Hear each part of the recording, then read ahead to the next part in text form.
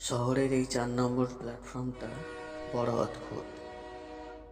এখানে কেউ আসে নতুন কোনো গন্তব্যের আশায় প্রিয়জনকে জড়িয়ে ধরতে,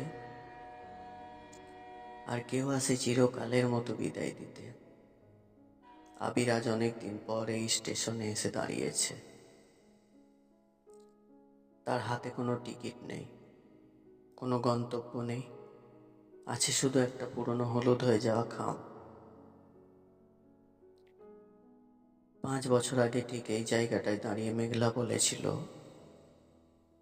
আবির, এই ট্রেনটা ছাড়লেই আমাদের দূরত্ব ১,০০০ মাইল হয়ে যাবে।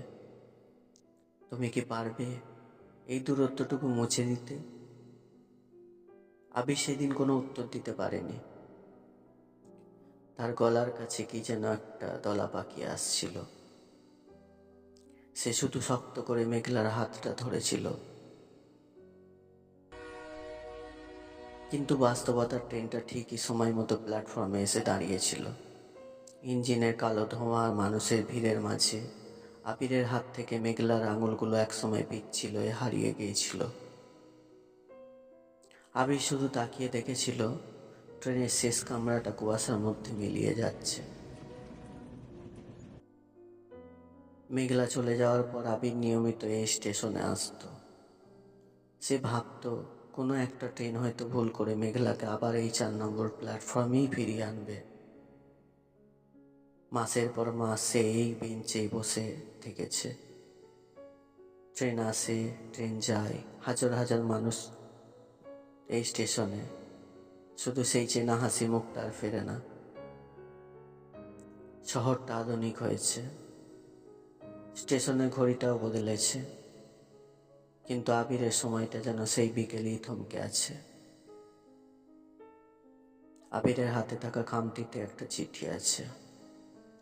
চিঠিটা মেঘলা লিখেছিল চলে যাওয়ার ঠিক আগের রাতে। আবির এই ৫ বছরে বহুবার খামটা হাতে নিয়েছে, কিন্তু ভেতরের কথাগুলো পড়ার সাহস সঞ্চয় করতে পারেনি। আজ যখন সে কাঁপা হাতে খামটা খুলল, দেখল ভিতরে কোনো দীর্ঘ অভিযোগ নেই, শুধু একটা নীল কাগজে একটি লাইন লেখা আছে, শহরটা বদলে যাবে আবির, কিন্তু ৪ নম্বর প্ল্যাটফর্মের সেই বিকেলটা আমাদের হয়েই থাকবে। কিছু বিচ্ছেদ শেষ নয়, বরং এক দীর্ঘ নীরবতা। আবির দীর্ঘশ্বাস ফেলে স্টেশনের ধুলোবালি মাখা বেঞ্চটা থেকে উঠে দাঁড়ালো। সে আজ আর মেঘলার ফিরে আসার অপেক্ষা করছে না। সে বুঝতে পেরেছে মেঘলা এই শহরে নেই ঠিকই, কিন্তু এই স্টেশনের বাতাসে, ঘ্রাণে আর ল্যাম্পপোস্টের মৃদু আলোয় তার স্মৃতি আজও কথা বলে। কিছু ভালোবাসা ট্রেনের মতো গন্তব্যে পৌঁছায়, আর কিছু ভালোবাসা এই প্ল্যাটফর্মের মতো স্থবির হয়ে দাঁড়িয়ে থাকে, অসমাপ্ত কিন্তু চিরকালীন অমিল। আসলে আমাদের সবার ভিতরে এমন একটা প্ল্যাটফর্ম আছে, যেখানে কেউ না কেউ আজও ট্রেনের জন্য অপেক্ষা করে।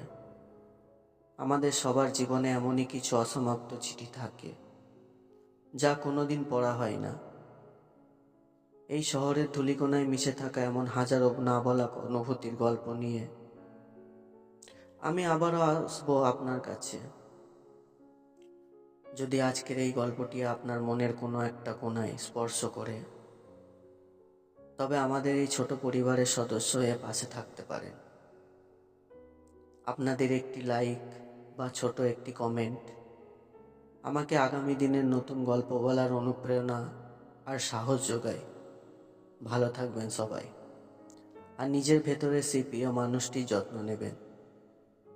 আবার দেখা হবে শহরের অন্য কোনো গলিতে, অন্য কোনো এক অসমাপ্ত গল্পে।